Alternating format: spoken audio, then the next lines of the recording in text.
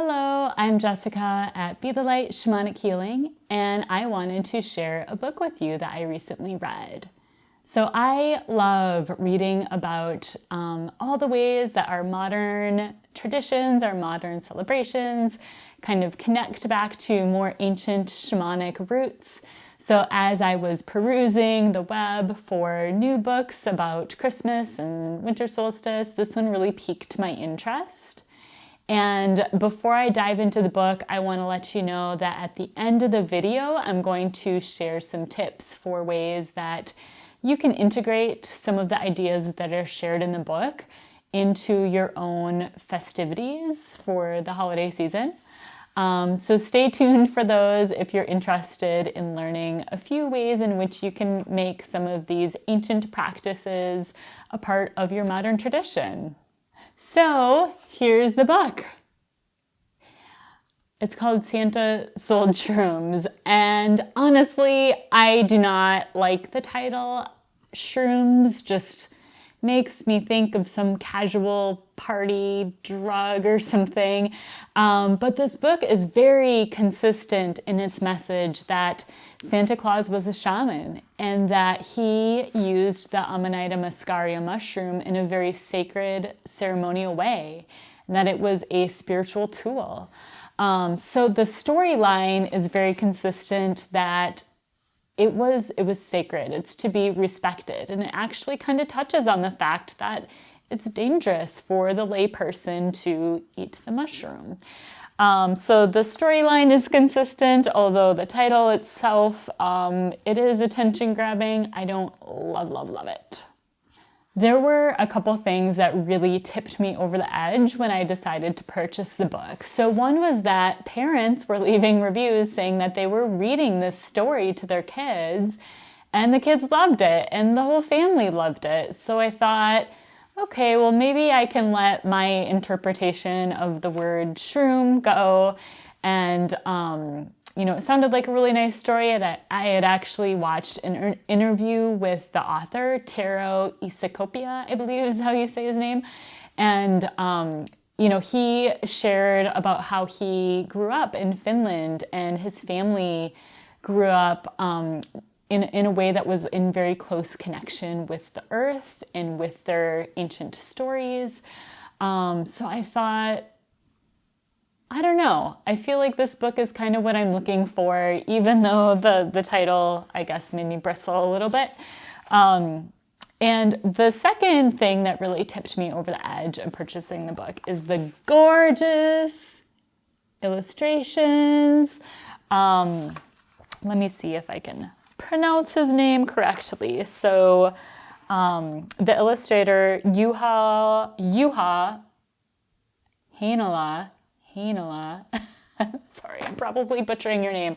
I'm trying. So anyway, he illustrated this book, and it is just, I don't know, I kind of feel like the illustrations are worth the price of the book itself.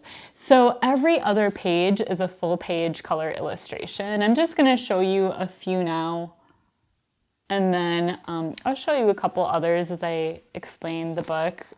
I'm not going to show you all of the illustrations. If you want to see all the illustrations, you're just going to have to buy the book.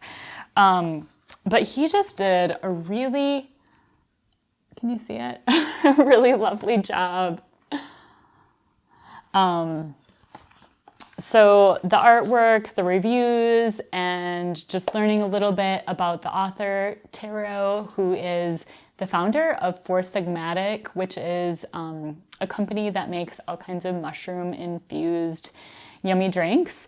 So those things made me decide this is the book that I'm going to read this Christmas, this holiday season, and I'm really glad that I did because I just loved it. So I think that the book is kind of unique in that it's got a lot of facts. So again, the author Tero, sorry, I'm probably saying your name wrong. Anyway, the author says, that there's a lot of facts. He's done some research. There's some credible resources that he has consulted in writing the book. It's probably not 100% factual.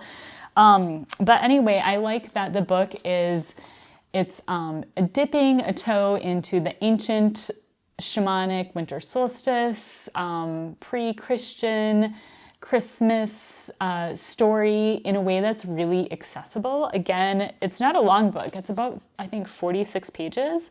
Every other page is an illustration, but in terms of the information, the story itself, it really packs in a lot of really cool little tidbits in a way that is just a really nice introduction for someone that's kind of interested in learning and reading about this stuff, but doesn't want to commit to something that's a little more heavy or a little drier. And also someone like myself who really does kind of get into like heavier, drier texts about this sort of thing. I don't know. I also really loved the book. It was just a really nice, lighthearted story. And the way that it kind of, I don't know, just highlights like little facts here and there. I really liked it, and I did learn some new things too. It's also written in a way that you can tell that the author took some care in how he wanted to communicate, the story of Santa using the sacred mushroom. I think he did a really nice way of taking a topic that might seem kind of edgy or perhaps a little taboo and just making it really palpable to most people, all people. I'm not sure if everyone's gonna love it, right? But like, I think a lot of people will feel pretty comfortable sharing this book with their families or feel pretty comfortable reading the book, even if they're not totally sure about this like Santa shaman mushroom connection. The book connects a lot of dots between modern Santa Claus and ancient shaman Santa Claus. It gives us some ideas, some insight as to where our modern traditions came from. So it talks about the origin of the Christmas tree. And it talks about why we hang stockings at our fireplace. It covers why Santa Claus enters houses through chimneys. It talks about why Santa's cheeks are rosy red, why he wears a red and white costume, and where our color scheme for Christmas came from, and all kinds of really interesting little tidbits. Mama Brigitta's introduction to Santa using the sacred mushroom dovetails really nicely with the idea of Christmas gifts. So one of the big parts of the gifts that Santa Claus brought was wisdom that he received while journeying with the mushroom. So these messages were from the spirit world, and they included messages from the ancestors, and included visions of the new year and other revelations for the families to use to construct an altar or some sort of practice of how they want to shift their focus, their energy in the new year. So what beautiful gifts. We know that Santa was from the very northern part of the world, and it makes sense that he would have been from the Sami culture because they are the reindeer people. So I want to show you this picture. And the reindeer people, the Sami people, are obviously a big part of the story, and the author does a really nice job of weaving in little tidbits about that shamanic culture in a way that's, it just sheds some light on not only the people, the culture, the shamanism, but it also supports the story in a really interesting way. As a side note, the Sami people are still living on or near their native land.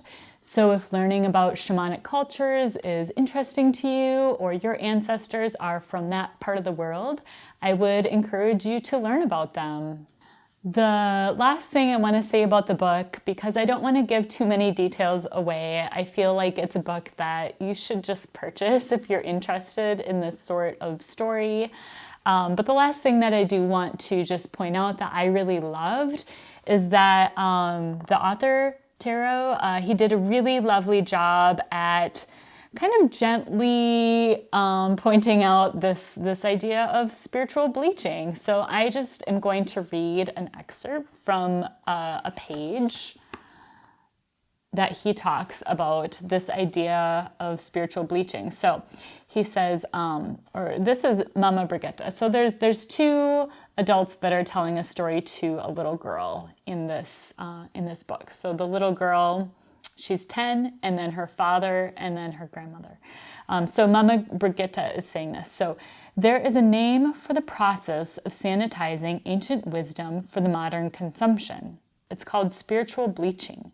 And the worst part of it, at least as far as Mama Brigitte was concerned, was our tendency to repackage it for sale. So important things to think about, right? And if you're watching this video, that is probably something that's on your radar. He doesn't dive in a way that's shaming or blaming anyone. So I feel, again, that it makes the book really palpable for just about anyone, any belief system, any culture, religion, spiritual belief, whatever. But I just really, really am appreciative that he included it. So if you read the book, or if you don't read the book, but you want to integrate some of the more ancient solstice practices into your holiday festivities, I've got a few tips for you. So one would be to honor and connect with your loved ones that have passed on. And you can do this by creating an altar in your home that you sit with. Perhaps you meditate there. Perhaps you use a drumming track to listen to so you can do a shamanic journey.